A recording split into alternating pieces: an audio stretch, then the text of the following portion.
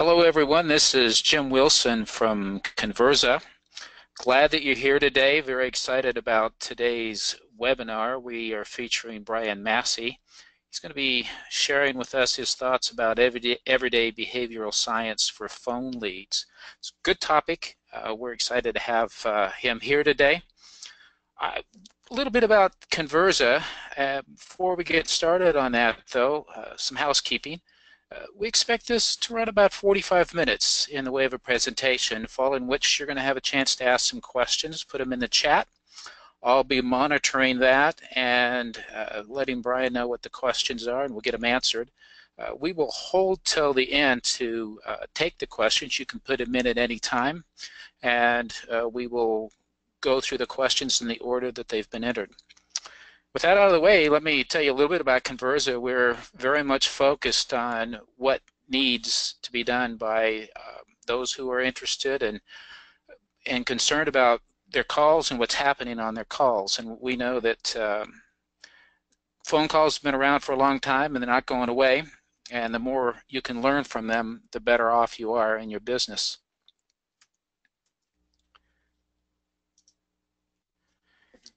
We have been able to put together a lot of capabilities, a lot of features to deal with phone calls, to be able to analyze them and provide some attribution on where they've come from, why people ended up making that phone call, and then also a lot of how to handle that, some of the automation that goes on following the call and how you can handle that data.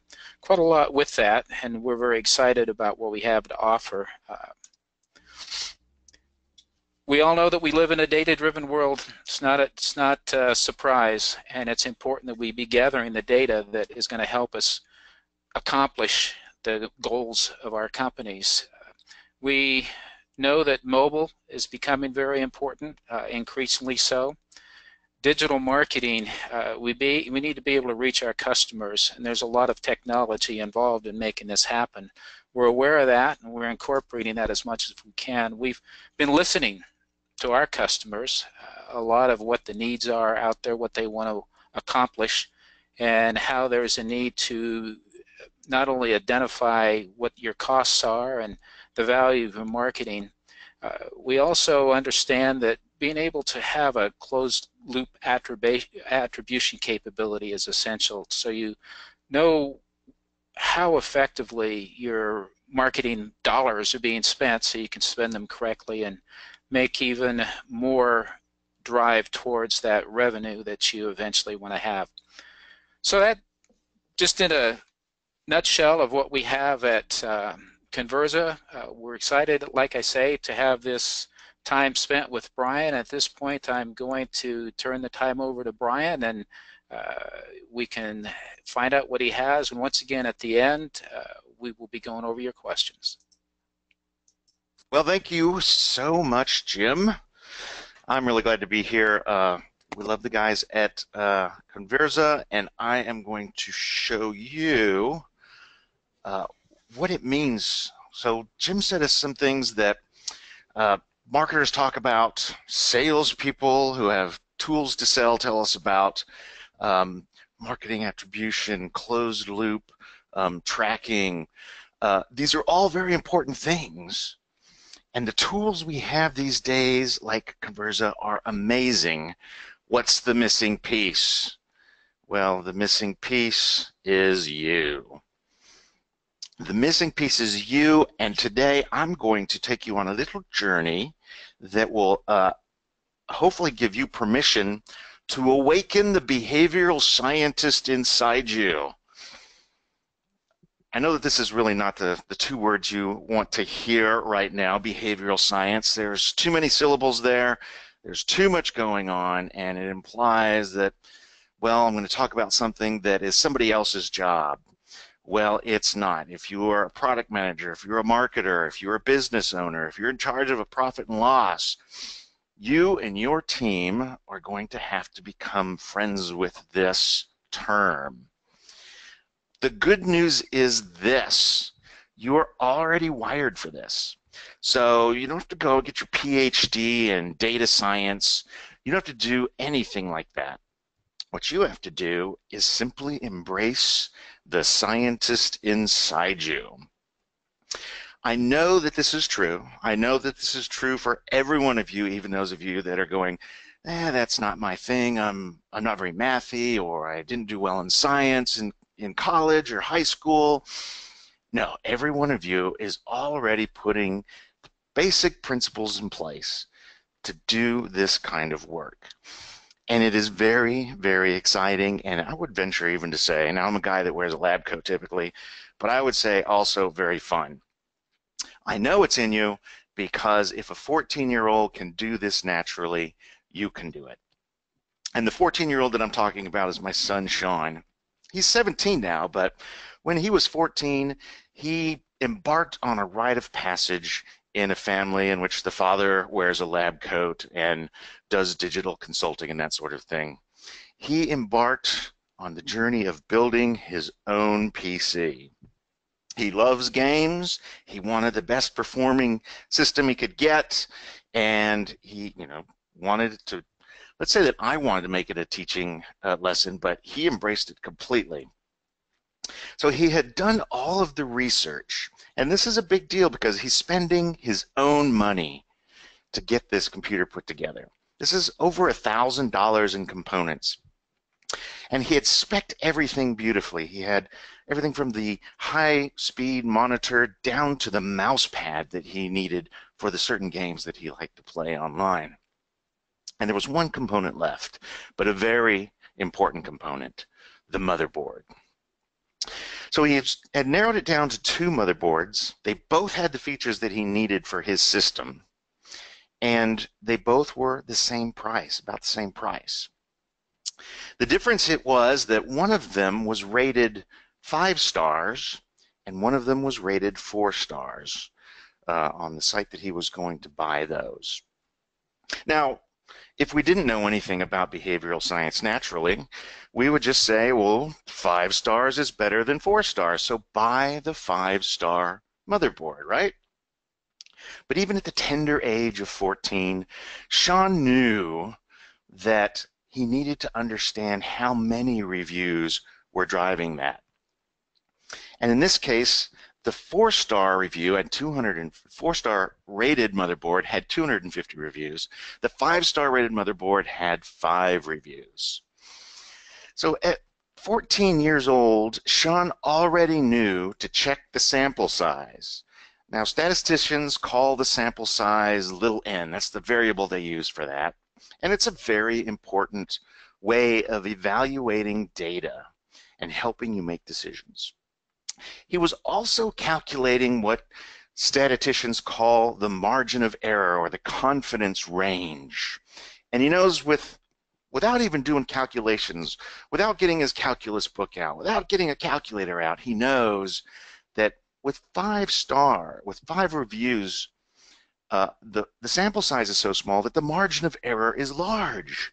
This could be a 1-star motherboard, or it could be a 10-star motherboard if, in fact, the scale went that far. While the 250 reviews drives a much smaller margin of error, a much smaller confidence range. This might be really a 3-star motherboard, but it also might be a 5-star motherboard. Both of those ratings are within the margin of error. So he didn't use this language. He might not even know those terms, but he's naturally doing behavioral science. And every one of you will not be surprised that he did this. Obviously, he chose the 4-star motherboard because that was the rating he could rely on, and the margin of error was smaller. Every time you go to Facebook and you look to see how many people commented on, liked, and shared a post on Facebook, you're using behavioral science, using behavioral data to help you understand what kind of content you should be sharing with your friends, what they like, what gets more attention. When you use the Rotten Tomatoes freshness list to decide what movie, the freshness score to decide what movie to see, you're using behavioral data, other people's behaviors, to drive a decision for you. The New York Times bestseller list, the Billboard charts, all of these are things you're very comfortable with using day in and day out. Congratulations, everyone here is a scientist. Go get your lab coats, put them on, because you have to buckle up a little bit as I take you through all the things that you can do now as a scientist when you're designing your campaigns, when you're building your websites, and it's going to be very exciting. It's liberating. I know too, because Conversion Sciences has turned many, many, many people into scientists. These are our clients, partners, there are even a few employees in there. But in the 10 years since we've been doing conversion optimization, we have issued lab coats to the people who have earned them. They've demonstrated that they have the capacity and the willingness to use data to make their marketing better, to use data to deliver what their visitors want. And when the visitors are happy, they vote yes with their wallets, and that makes the business happy as well. I welcome you to our community. And there's a little bit more serious point here too. We need more scientists in the community because some of the tools I'm going to walk you through can be used to manipulate. And a more diverse scientific community is going to raise the bar on ethics. It's no longer going to be these guys in their basements trying to figure out how to trick little old ladies with parting from their money. We're going to be using it to improve the experiences for our visitors and to improve the performance of our digital campaigns that drive our businesses. I hope you're as excited as I am. Can you tell? All right. So there is a shift that you need to be aware of, especially if you want to continue to be a digital marketer, or if you want to be building digital products, or if your business relies on the web for leads and sales. This shift was first predicted back in 1965 by a gentleman named Gordon Moore. He worked for Fairchild Semiconductor, and he wrote a treatise that said, I believe that for the foregoing future, we will be able to double the number of transistors we can fit on a microchip every single year. The more transistors you have, the smaller you have to make them. And for the semiconductor industry, that meant that the chips would get cheaper to build and they would double in speed, double in performance every year. That was astounding. As it turns out, that rule has largely held ever since 1965. There have been some situations where it's stretched a little bit to 18 months. But what does this have to do with marketing? What's the deal here?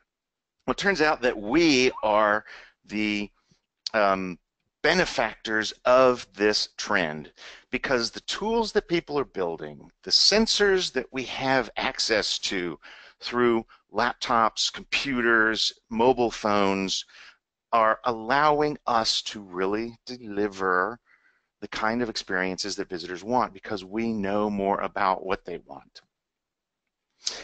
To give you a couple of examples, number one, the cloud. So the cloud was driven by the emergence of the internet. All of the technology that drives the internet is following Moore's law. We've got higher performance, higher speeds. We can fit more data into smaller boxes, hard drives, solid state drives, things like that. And what this means is that entrepreneurs have the tools they need to give us tools to drive our research, to let us be the scientists we want. The tools are incredibly inexpensive. They're incredibly easy to use because the entrepreneurs know they have to do that, and they can build almost anything in the cloud. The other thing that it's driving is the performance of sensors, like in particular the camera in laptops. The stock camera shipped with laptops is incredibly high definition, and before long all of our laptops are going to be outfitted with 4K resolution webcams. This means that we can collect very interesting data, such as we can tell where people are looking on a screen. We can see their eyes with such accuracy that we can tell where on their screen they're looking at. This makes eye tracking studies really, really cheap. We can also tell what their facial expressions are. So if we want to do an experiment and grade a video, we can actually see at what points people are sensing delight, what time when they're bored, or even when they are cross with us for whatever is in our video. So we can begin to optimize videos. Now those are a little bit more advanced tools, but they're still easy to use. And sitting from in your desk, you could use a tool such as Sticky, which I'll talk a little bit more about, to bring 50 or 100 people to a mock-up that you have or a page that you have, and then see how that page is getting their eyes through the design. If you're concerned about your design, this is a very straightforward test, and I'll show you how it reveals some interesting things. But what this means is that we live in a world of abundant data. Now, in the old days, when data was expensive, we didn't have the ability to really be the kind of scientists that we can be today. In the days when things were print, things were broadcast, TV, radio, we had to do a whole lot of research, and it was expensive. We had to bring people into a room, we had to tell them what we were talking about, we had to show them examples, get their feedback, write up the reports, do the personas, and then we handed that off to the design team, the advertising team, and they went through the process of trying to imply what was meant by all of this qualitative data. They then went through the entire design process, and you didn't really get to collect any more data until the thing launched. The budget has been spent, the media bought, the design time spent, and if it didn't work, you said, we won't do that one anymore, back to the drawing board. If it did work, you sat on it and you continued to do that one until you got another budget for something that would replace it. But it was a complete replacement. We aren't in that world today. No longer do we start, if you imagine the graphs here, and the design process is part research and part intuition or expertise. We would start off in the old way with a whole lot of user research, and then it would be the intuition of the design team that would take us all the way through until we launched. You guys don't have to do that. You can do the user research. It's good research. You want to do that qualitative research, the surveys, the focus groups. It's just a lot easier and cheaper to do today. Then you craft your positioning statements based on that.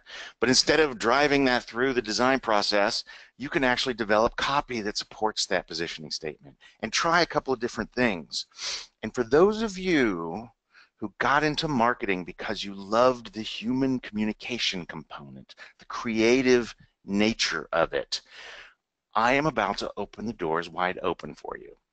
Because think about the time that you had a great idea, a new way of looking at things, a new way of talking about your brand or talking about your products, and you thought, this could really be a game changer. But then you thought, you know, there's no way I would ever get this past my boss. It's just too risky. Well, when you have behavioral data throughout your design process, it creates a safety net for you.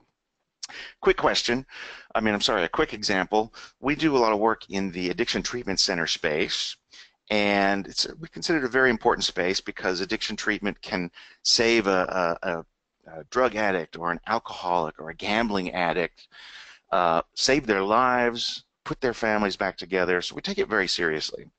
We had a landing page that was doing well, but it had a rather plain headline. It said, "We can help," and then it offered the phone number.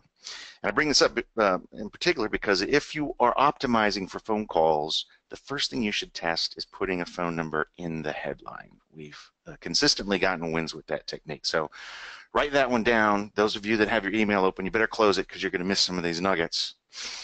Our hypothesis was if we made it more emotional or more personal, we would have a higher conversion rate. In other words, more people would call. So we wrote a couple of additional headlines. One was speak to a compassionate rehab specialist, and the phone number. And the other one was, are you ready to start healing, and the phone number. And we had one that we thought from our research would work, but it was out there. It was a risk. Are you ready to stop lying? We can help, call. If we didn't have the safety net of an A/B test to support this, we were pitching this into an A/B test, we would have eliminated that. If we only got to choose one, that one would never have been chosen. As it turns out, of the four, that was far and away the highest performing. That one delivered a 43% increase in phone calls on that landing page for that expensive paid search traffic. This is the value of little research studies throughout the design process. This is the value of abundant, inexpensive, easy to access data. And I hope that this gets you excited, that those ideas that, that you spend a weekend mulling over, because you can just imagine all the places it could go. You now have a way of putting those in front of decision makers with some data that supports it, or if the study comes back and in fact your idea was not that good, you're not taking a career-ending risk by pushing that through. So what I'm going to do to kind of illustrate this, do the positioning, study the copy. We've got the copy in place. Now, how about the images that support it? Then the wireframes. How do we study the layout? Go to mockups, approval and launch, and then, of course, the delicious behavioral data that comes after we've launched something. I'm going to take us through a design process. We are going to design together a landing page. Let's build a landing page. Now, the reason that I am choosing a landing page is because it can be such a powerful component of almost any digital marketing effort. Everything from ads to Facebook posts to email links, or even links right from your existing site where visitors are coming, all should be pitching to a landing page. And landing pages are powerful because we know something about the visitors. A landing page has two jobs. This is something else that you should write down. Number one, a landing page must keep the promise made in the ad, made in the email, made in the social media post, made in that link that the visitor clicked on. If you're building a page and you do not know what promise is being made to bring traffic to it, you're not building a landing page. It might be an entry page. It might be a home page. It might be a routing page. It might be a category page. It is not a landing page. The first job of a landing page is to keep the promise, and very explicitly keep that promise. The second job of a landing page is to bring the visitor to choice. Have them make a decision. Drive them to action. It should never be subtle that you're asking someone to do something. If you have anything on the page that is not designed to make the visitor comfortable and confident taking action on your promise, on your offer, you're not building a landing page. You're building something else. Okay, so to build our landing page, we start off with a pure solution of web page, as pure as possible. If you can keep from using your corporate template, do so, because the corporate template has a lot of other jobs that will make your landing page not a landing page. It's got navigation, and it's got brand navigating, and it's got ads, and it's got offers and features, sidebars, footers, headers. We don't want to start with that. Those might be good ideas for a landing page, but only if we use them purposefully. Into this pure solution of web page, we're going to mix two components, a little bit of offer and a little bit of form. The offer, of course, allows you to keep the promise made in the ad, and the form gives the visitor a way to take action. It's the most common way for a visitor to take action. A form can be anything from a simple button, even a link, all the way to a full purchase or application process, subscription process. So this is a complete landing page. There you are. That was pretty easy. You thought this was going to be hard. So are we ready for questions? No, I'm kidding, of course. I'm kidding. The problem with this page is that submit is not a very strong call to action. We bring them to the page, submit as an offer. Number one, it's hard to imagine an ad that would allow you to keep that promise. And number two, it doesn't really give them a reason to click on the form, the button. So the first study I'm going to take you through is pretty straightforward. It's existing data, data you already have laying around, but you may not be accessing. I invite you to run downstairs into the basement, crack the ancient door open, look into the cave there, and invite the PPC people that are down there working on ads to share some of their data with you. Have them give you a spreadsheet that tells you which ads they're running, how many impressions those are getting, how many clicks they're getting, and if they're on their game, they will also be able to tell you how many conversions those ads are getting. You're going to want to narrow in on those ads with the highest click-through rate. In this case, it's called the interaction rate. Those with the highest interaction rates and the highest conversion rates are the ads that are going to have the best offer. It's an offer that attracts the person to click and also does a good job of priming them to go ahead and buy. The words that are used in those ads, the offers specifically that are used in those ads, and the supporting lines in those ads, in this case they're pay-per-click ads, are going to give you clues as to what words to be using in your ads and your landing page. Okay? This can be done with any network data. If you've got display ads running, Facebook is a fantastic source of testing information where you can use all kinds of different ad styles. If you've got someone working on Facebook, they're going to have some very interesting targeted data for you. But this will start to seed the way you should talk on your landing page. Another source is email service providers. I went through and did a study of the subject lines that I used in my emails over the past I guess this went past year. So I will show you some of those. What I want to do is tell you a story about Hunter Douglas. Hunter Douglas sells high-end window coverings. These are literally automated blinds, things that go up and down or shut. You can control them with your iPad. You can even set up sensors so that they'll follow the sun and open and close according to the sunlight coming in the window. And our thought was that this was a relatively luxury item, that the people buying this were doing well for themselves, generally had larger homes, and so that they would not be that price sensitive. They were more interested in the value than the price. But when we did a research for it with the AdWord research, we found out that the highest performing ads far and away were these two: 20% off window treatments and $100 off window treatments. These are not offers that we would expect what we consider to be relational buyer would be drawn to. A relational buyer, which we thought we were talking to, has one great fear, and that is picking the wrong thing. A transactional shopper, on the other hand, has one great fear, and that is paying $1 too much for something they buy. The transactional shopper sees shopping as part of the fun. They see it as a full contact sport. It's one of the primary reasons that they shop. Price is just a way for them to keep score. Relational shoppers, on the other hand, see shopping as a part of the cost.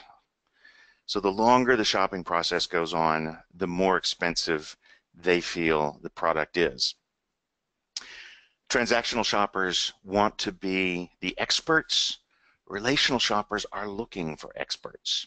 So while we were building a landing page to support these ads that was relationally oriented, we say things like, take the stress out of shopping for large window fashions. Transactional shoppers who are responding to these ads do not want the stress taken out. It's part of the fun. They want the stress of shopping. So we took one of these ads, $100 off power shades, and we rewrote the language on the landing page. First of all, we specifically wanted to keep the promise made in the ad. The previous landing page didn't even mention the $100 off. We made sure that it was in the subhead in this case. Oftentimes the headline should deliver the specific promise made. And then we rewrote the copy so that it was much more transactional. Combined discounts. We introduced some scarcity. Transactional shoppers are terrified of losing out on a deal. And we even worked that into the call to action. Lock in your savings. The result was a 40% increase in bookings, and these were bookings for a designer to come in and help the person choose the blinds, measure the windows properly for them, etc. 40% increase is a significant increase. Can you imagine getting 40% more calls from one of your landing pages? That is the value of understanding your visitors through this great data, this behavioral data that we see in our AdWords campaigns. This is the chart I was talking about with email performance, and I organized these subject lines by click-through rate and found out that the highest click-through rates came from emails that said writing, copywriting, persuasion, value proposition, business taglines. I mean, we deal with a lot of things when we're optimizing a site. Apparently, my readers are very interested in the words that persuade. So I know that I need a lead magnet that is all about writing persuasive copy for the web. Now, it's either that or it is the fact that each of these subject lines started with a number. So there are two hypotheses here that I'll have to work for before I invest the time in the lead magnet I was talking about. And I will go and do some additional research here, maybe even some qualitative research here to see if my hypothesis is correct. But this is the beauty of being a scientist. You say, whoa, I've got two hypotheses here. Where can I go to collect some data that would reinforce this or dismiss one of those hypotheses? And that's what we're talking about today. By the way, if you would like to learn about persuasive copy, you will find those on our website, conversionsciences.com/blog. Be sure to write that down. The thing I love about this data is that it follows the rules. And this is the next thing you should write down, the 6 rules of behavioral data. So number 1, we want it to be behavioral, not self-reported. We want data from people who are blind. In the case of email and ads, Facebook visitors, they don't realize consciously that we're measuring them. They all know that they're being measured and watched, but they don't behave differently because we're measuring them. Not only that, but they're anonymous to us, so we can't bring any of our biases to the table. It's double-blind data, and we love that.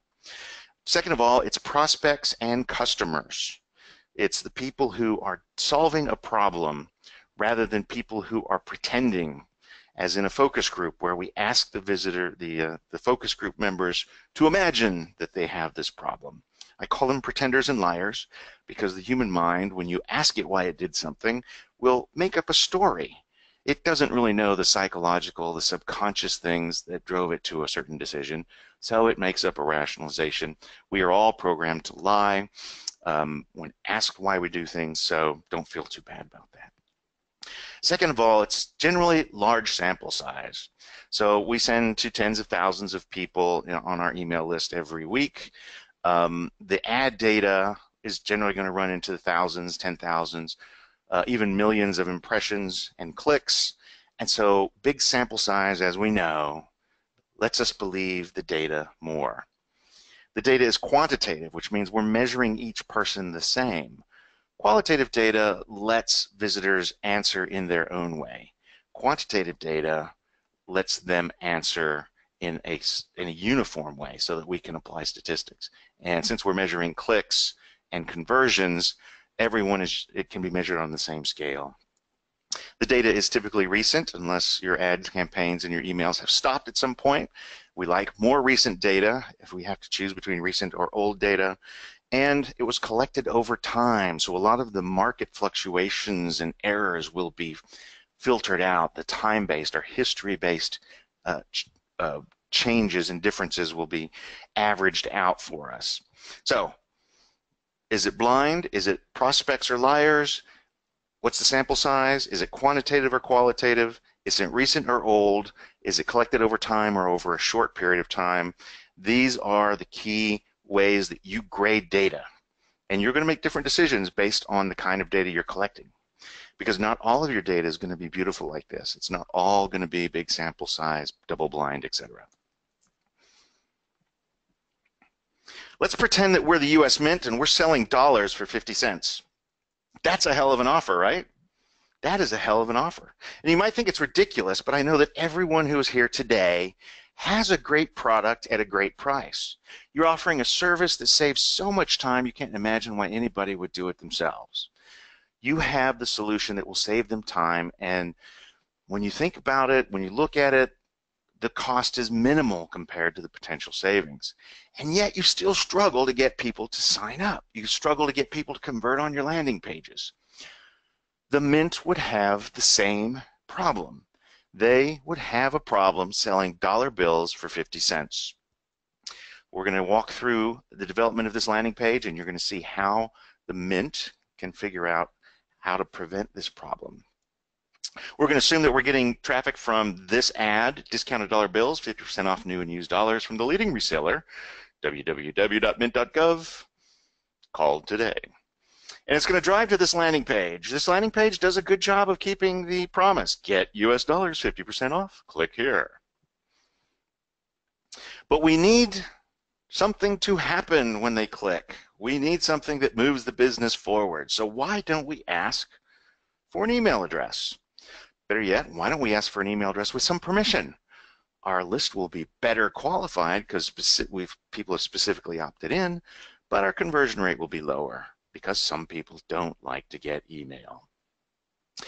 It's the web. Why don't we go ahead and ask for the credit card and let them purchase online?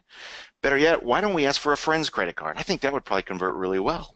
Basically free dollars, right? Well, whether we're asking for their credit card or a friend's credit card, we have to ask for more than that. We need to have them fill in the quantity, and then we need their name. We need their mailing address. We need the CVV on the back of their card in addition to their credit card number. We have to know the expiration date of their credit card. Basically, they have to tell us everything that we need to charge the heck out of their card. And this is going to create a contaminant in our reaction, our pure web page reaction called abandon. And we give the element abandon the symbol for the periodic table element argon, because when somebody abandons your landing page, they are gone. Trust me on this. We need to get rid of abandonment on our page. And this is where we pick up the phone and call the copywriter. Ring, ring, ring. Mr. Copywriter, can you come in and build some value for us? Can you handle maybe some objections? Because we're asking for a lot of personal information and people are just going to balk. Copywriter comes in and says, if they're worth their salt, I need to know everything. I need to know everything about the customers. I need to know what marketing studies you've done. I need to know if you have personas. I need to interview your salespeople or your customer service people. I need to run some surveys if you don't have this information. I'm going to read your ratings and reviews. I want to glance through your chat transcripts. These are all the things a copywriter or an agency worth their salt will do. We're just a conversion optimization company, and we still do all of this because understanding our visitors is so important. And this data is generally sitting around. We may have to run some additional online surveys or something, but there's marketing studies sitting in desk drawers unused. Let's pull them out and pull some hypotheses from them and use them. So let's assume that the copywriter comes back and says, you know, I really understand the visitors. They all really seem to know what a dollar bill is. I think we really need to nail the headline, and I've got a lot of choices. So here are 8 headlines that keep the promise made in our ad, but they're going to convert at a very different rate.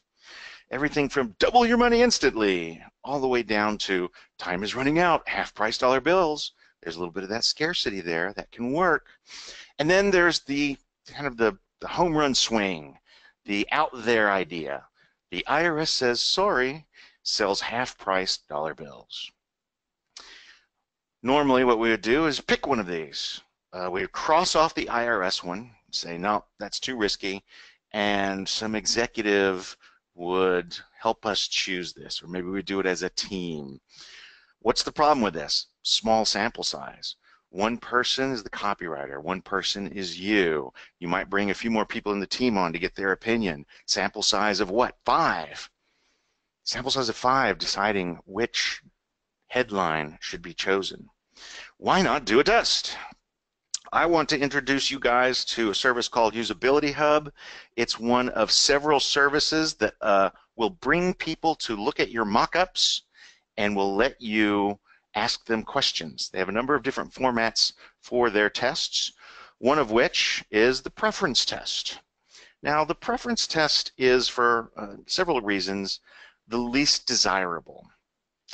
When we're putting creative in front of strangers and we're asking them to pretend that they're our customers and visitors, so it's not blind and it's not our ideal audience, we start to introduce biases. We're asking them to be experts in design and copy, and that's not what we want. We want them to be solving a problem similar to what our audience would solve. So the preference test is the first I'm going to bring up, but is the least desirable and actually a test that we don't use much. But I think that in this case it illustrates how these tests work. So we have a couple of mock-ups. Our friends at OmniConvert gave us this example, and they wanted to know which of these headlines was going to be most powerful for an e-commerce event that they were throwing. The e-com event this year where your heart goes boom boom and your checkout page goes ring ring. Or the most anticipated e-commerce event of this year. They ran the test, and this is the result they got. So the long one that was also incidentally hard to read because the background image changed. Your behavioral science bell should be going off here. We changed more than one variable. Versus the one that was easier to read and shorter. The difference here is extreme, 21-4. These are the kind of differences that we need to see if we're trying to evaluate small sample size, non-blind data like we're collecting here. If this was 10 versus 15, then we probably would not, we would call that inconclusive. That's not a big enough swing to make us feel that it is worthwhile. It's the 5-person sample size, high margin of error.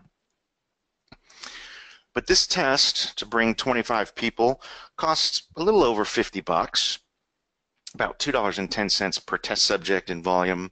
I haven't seen anything above $2.50 in the marketplace per person. So you can pay someone $2.50 to have someone look at your content and answer a few questions about it. So our copywriter comes back and gives us some pretty simple copy. He says, people know what a dollar bill is. We don't really need to convince them. We just need them to feel like they can trust us. So from the leader in US dollar bill resales, you can trust us. Genuine US dollar bills, new, still in circulation, and another 900 available soon. All right, so we're handling some of the objections. But this is digital. We can do almost anything. And the rule of Marketing 101, one of the rules of Marketing 101 is show the product. So we need to go pick an image, and we want to avoid this. Stock images that aren't related really to the offer. We call this business porn. And you can tell if you have business porn on your site by doing the caption test. If you can't write a caption for the image that doesn't sound ridiculous, then you probably are okay. But if you're struggling to write a caption that isn't just unrelated, then you probably have business porn on your page. Shaking hands. The caption would be, we want to shake your hand because we want to start sending you invoices. The traditional headset hottie, they call these. I don't work here, but I'm pretty, aren't I?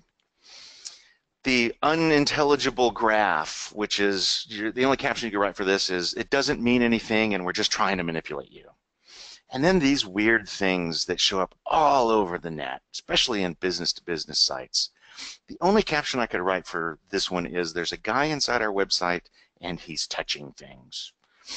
Now, we want to get rid of those. Select images. Spend as much time on the images as you do on your copy because they're very powerful and they should all have captions. I picked one that shows dollar bills in their packaging. This will work for our page. Don't judge me, I'm not a designer.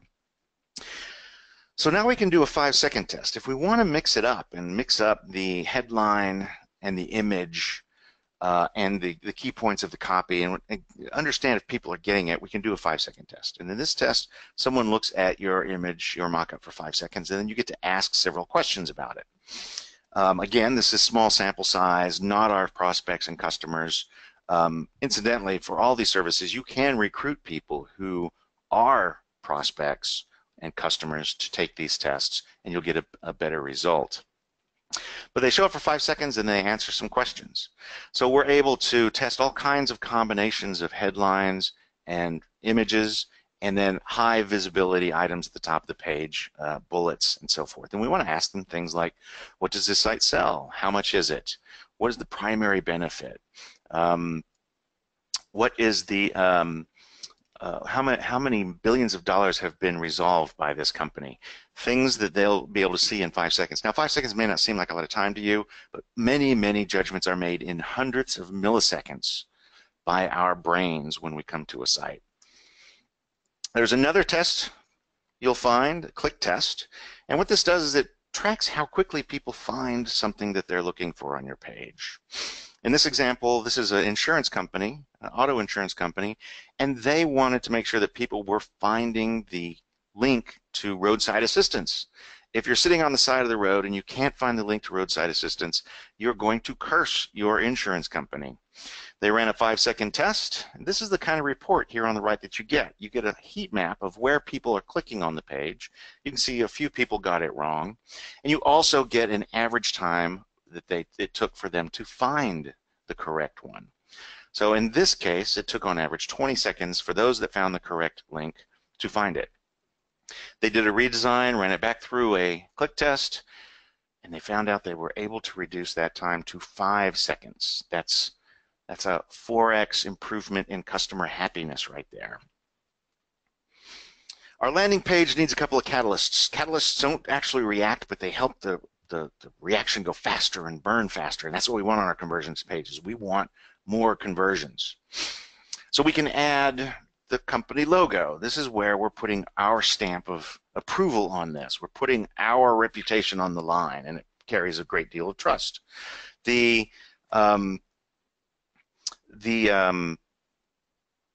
logos that we find, sorry about that, the logos that we find from our credit card providers are another source of trust building. We can borrow trust from our customers. We can borrow trust from associations that we're a member of, consumer groups that have rated us, awards that we've won, media outlets that have covered our story. All of these can be used to borrow trust and build the trust on our website. The other thing is proof. So here we can say, we added a line that talks about how many of the product has been sold. This is proof. Hopefully, the visitor will have, the copywriter will have included this in the copy, but we want to make sure that any claims we make are backed up by proof.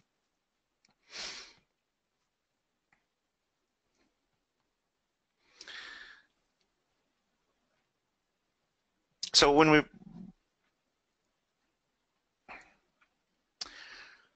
so what we want to do is invite the designer in. I'm sorry, I'm having a little twitch here with my slides.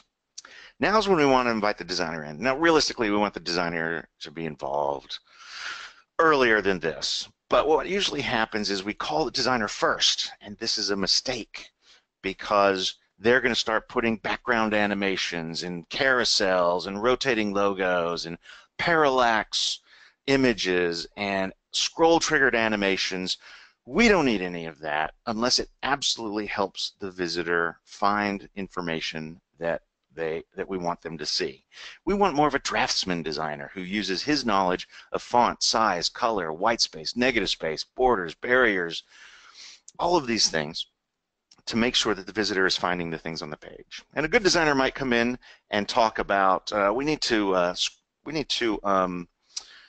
screen back our logos so they don't compete with the button. We need that button to pop, so we're really going to design that bright, and might even suggest something like making the call to action more related to the headline. And arrows. Designers will use arrows because in our tests, arrows always seem to work. I can't tell you why, other than it makes it really obvious that you're asking someone to take action on the page. And what's the second job of the landing page? Get the visitor to choose. Now, the designer might come back with something like this. This is not what we want. It doesn't have our image of the product. I don't know why this large image would be chosen, but I see this all over the web and with our customers. It's just a big fat image that's going to slow down the load speed of the page. And then little things like people don't fill out blue blanks. Form blanks are white, so we don't want it to be blue. And we might say, okay, we're going to do an eye tracking study and we're going to find out how this design is doing. Now, back in the day, we had to buy an expensive infrared camera and expensive software to do this. Today, you can sit at your desk and have 100 people look at one of your mock-ups, and within an afternoon, you'll get this sort of information back. And you can really see where people are looking, a group of people are looking at on your page. You can see which calls to action seem to get their attention more, what images are blocking them, how far they're scrolling. This will really help you give you some ammunition so that you can negotiate effectively with your designers. And they love data too. Lyft or Uber, who has the best sign-up button? Let's do an eye tracking study. This is the results of their home pages. The Sign Up Now button is what we're targeting on. And we find out that Lyft does a better job with 83% of the visitors seeing the call to action button versus 58% for Uber. Uber needs to increase the visibility of that button or move it towards the middle of the page. So our designer will come back with something a little bit more in line with what we're looking for. Arrows and everything are here. I have a checklist for you if you'd like to go and fill this out and hand it to your designer and developer. This should help them know exactly what you're trying to accomplish, what your offer is, copy, proof points, everything in this checklist so that your landing pages, when they roll out, are already high converting. Great baseline landing page like the one that we just saw here. It's simple. It can certainly be improved, but this will give you a great baseline on your offer. Now we launch and know. Underneath your landing page, you should always be running analytics. In fact, underneath any campaign, you want to be able to see from the click on the ad all the way through to purchase. Outside the scope of our conversation today, but this will be an area that once you begin to understand the power of this, you will know how to sell it internally. Heat maps. Follow the mouse around the page. It's kind of a proxy for eye tracking, but it's different. We can see where people are moving their mouse and where they're clicking. We also can see how far they're scrolling. Here you can see a landing page where down at the bottom is our call to action. This poor girl is clearly underwater because between 0 and 25% of the visitors to this page are ever even seeing that. This helps us diagnose scroll problems. And it can help us with pages where there's a lot of information. What is most interesting to visitors? And if we're optimizing for phone calls, we want to make sure that we are tracking calls. Do you know the value of a form fill versus a phone call? This is my question to you. If you don't, you need to.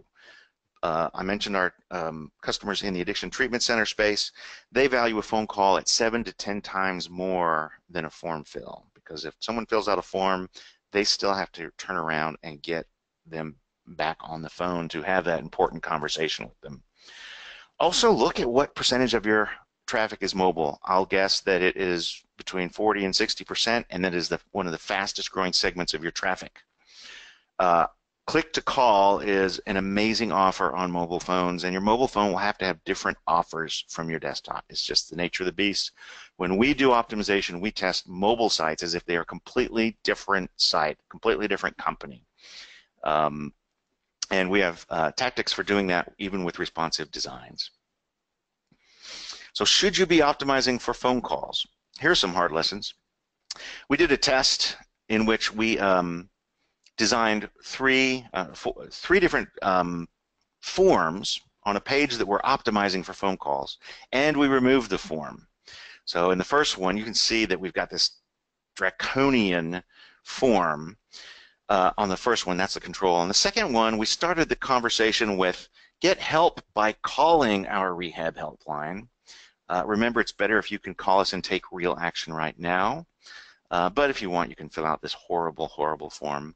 We tried a short, easy to fill out form to see how that would affect things, and then we removed the form. And you think if you remove the form, that's going to really skyrocket your phone calls because it's all they can do, right? No, it slashed phone calls by almost 60%. When we put a short form on there, it slashed phone calls by 67%. We got a ton more form fills, but this was not what we want because the calls are so much more valuable. But putting that little copy at the top of this ugly form gave us a 16% lift in phone calls. And in the conversion optimization game, that is amazing. We're getting 16% more calls from the traffic that we're paying for.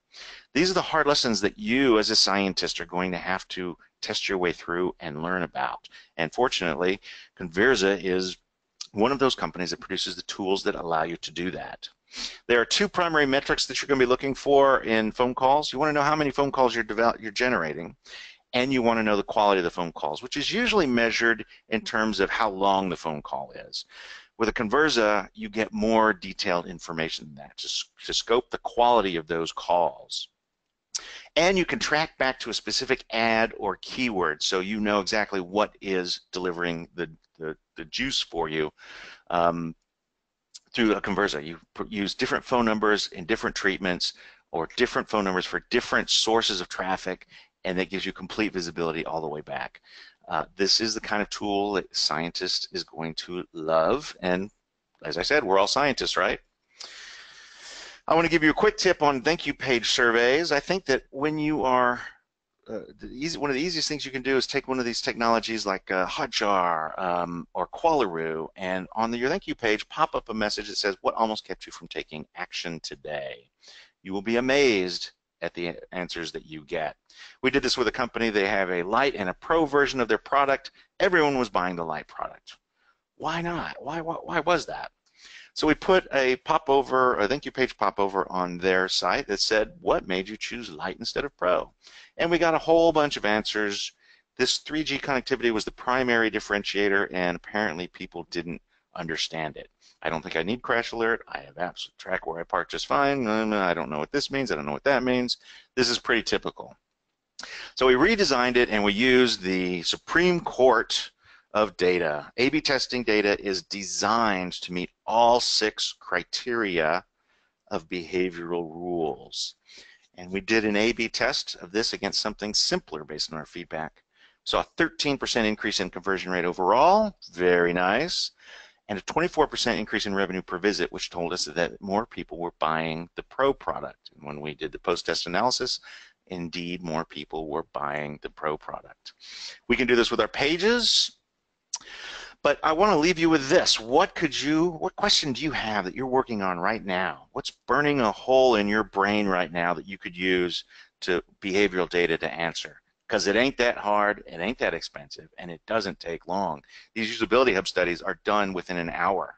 I requisitioned 50 people this weekend on a Sunday. It was done within an hour and a half.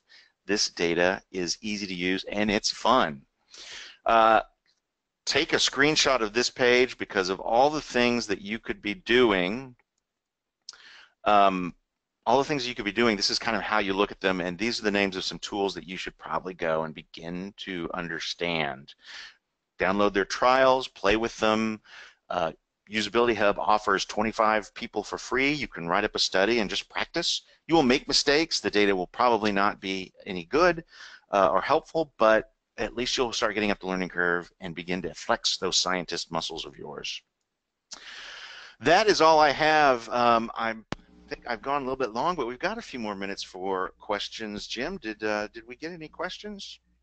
You know, great opportunity right now. If you have a question, we'll be able to answer it right away. Apparently, Brian, you've kept everybody so enthralled they weren't able to type questions yet. They're probably doing the scientist dance right now, or they just left to go shopping for their lab coat.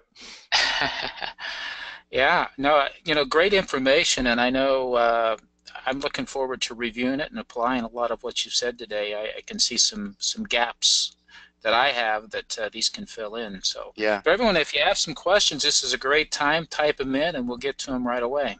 Well, I can already tell you what one of the burning questions is, because I've done this for a little while, and it is, all right, I'm a one-man marketing shop, or we're already overtaxed, we have too many projects to do, we're busy. How in the hell are we going to work these little studies in? And my answer is this. The cost of developing all the way through and launching before you find out if something is going to work is far more taxing.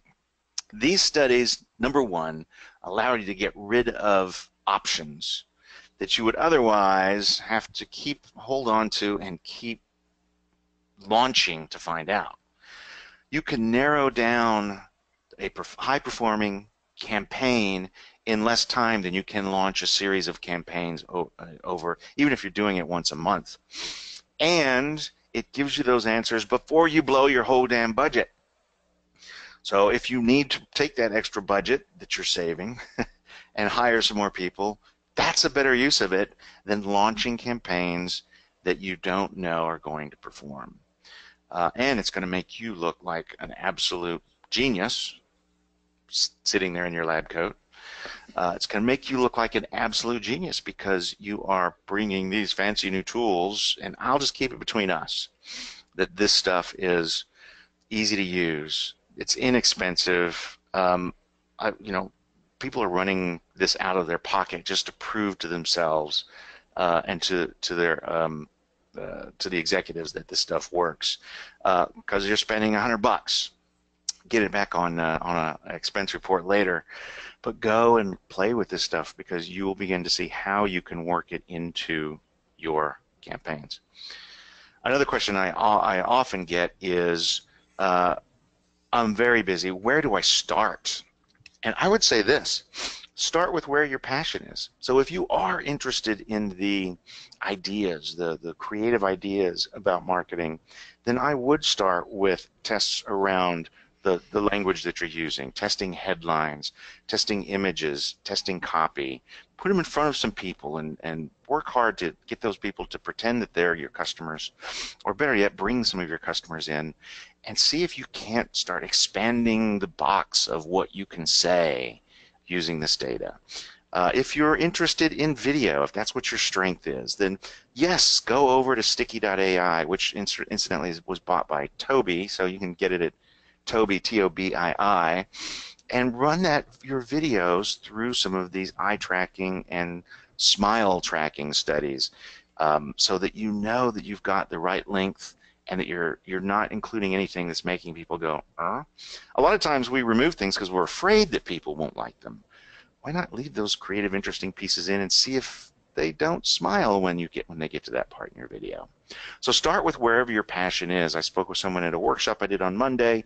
Her passion was segmented email, and she was a segmentation savant. She was using her software to send targeted emails to people who opened this and downloaded that and done this action specifically, so that she could really increase the value of her email. So that's where she started.